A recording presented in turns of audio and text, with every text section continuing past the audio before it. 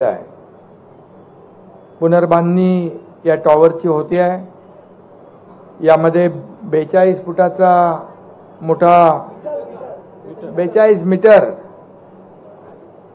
एवढा उंच असा आनंद दिघे साहेबांचा मोठा पूर्णाकृती पुतळा या ठिकाणी उभा राहतोय।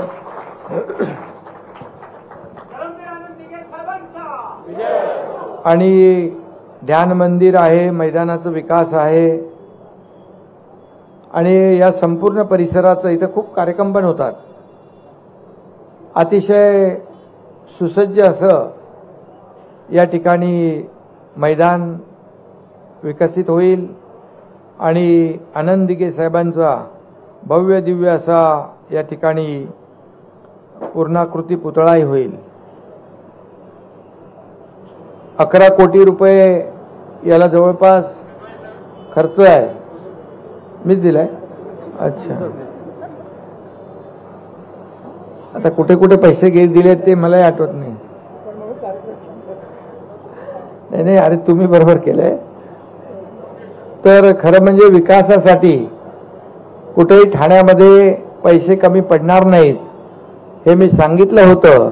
आणि दिघे साहेबांच्यासाठी तर त्यांच्या आशीर्वादानेच मी या राज्याचा मुख्यमंत्री पण झालो आणि त्यामुळे अतिशय भव्य दिव्य असं नरेशजी आणि तुम्ही आयुक्त पण इकडे आहेत, चांगलं एक शिल्प तयार करा आणि आनंद दिघे साहेबांचं जे काही ठाण्याकरिता योगदान आपण जे पाहिलेलं आहे आणि ठाणं म्हणजे दिघे साहेब, ठाणं म्हणजे शिवसेना हे समीकरण आनंद दिघे साहेबांनी निर्माण केलं लोकसेवेतून आणि जनसेवेतून।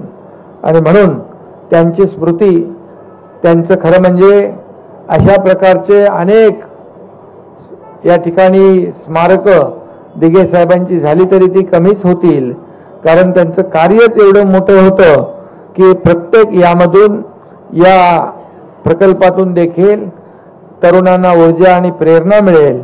आणि म्हणून मी पुन्हा एकदा ठाणे महापालिकेचं मनापासून अभिनंदन करतो आणि खासदारांना देखील धन्यवाद देतो की चांगल्या कामासाठी आपण या पैशाचा विनियोग या ठिकाणी करताय। मला वाटतं ठाण्यामध्ये आज अनेक विकासाचे भूमिपूजन आहेत आणि लोकार्पणही आहेत। मला वाटतं आपण जे वचनपूर्ती सोहळा या ठिकाणी आज आपण करतोय, आज ठाणं कितीतरी बदललंय, ठाण्याचा विकास होतोय, ठाण्यामध्ये अनेक सुविधा होत आहेत, ठाणे लोक पसंत करू लागलेत, पायाभूत सुविधा होत आहेत आणि म्हणून आता या ठाण्यामधला कोस्टल रोड देखील झाला आणि मेट्रो झाली, या ठाण्यातली वाहतूक कोंडी पूर्णपणे कमी होईल आणि लोकांना देखील मोठा दिलासा मिळेल। आणि म्हणून ठाण्यासाठी पिण्याच्या पाण्याची सोय, धरण असेल, या ठिकाणी मेट्रो असेल, पायाभूत सुविधा असतील, उद्यानं असतील, सेंट्रल पार्क असेल, अशा अनेक आरोग्याच्या सुविधा असतील।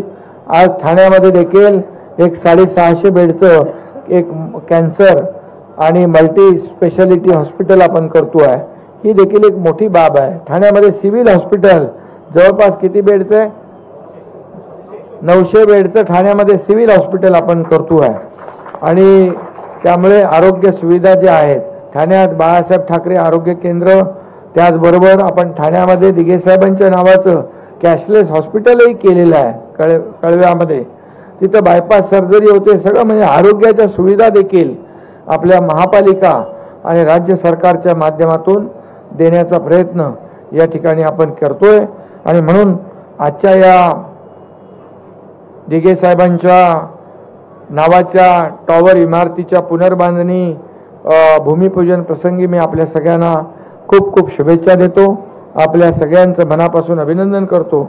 आयुक्त महोदय आपल्याला एवढंच सांगतो की जे कोणी काम करेल त्याच्याकडून अतिशय उत्कृष्ट काम करून घ्या, क्वालिटी काम करून घ्या आणि वेळेमध्ये काम करून घ्या, एवढंच कारण अतिशय चांगलं हे स्मारक होईल। आणि मला वाटतं दिघे साहेबांचं एक स्मारक आपण आणखी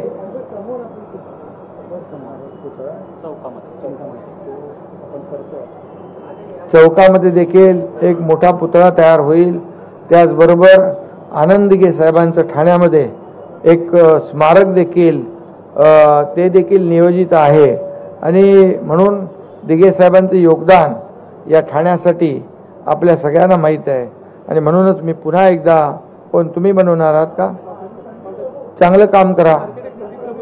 संदीप प्रभू आहेत का? ओके. संदीप प्रभू तर आपले ठाणेकर आहेत, हे आपले आहेत, कोपरी आहे. अच्छा काम करो. हाँ, ज्ञान साधना कॉलेज में नहीं किया. ओके. अच्छा, चांगलं काम करा, वेळेमध्ये काम करा आणि कामाचा दर्जा अतिशय चांगला ठेवा, एवढीच आपल्याला विनंती करतो. पुन्हा एकदा मनापासून आपल्याला शुभेच्छा. धन्यवाद. जय हिंद, जय महाराष्ट्र.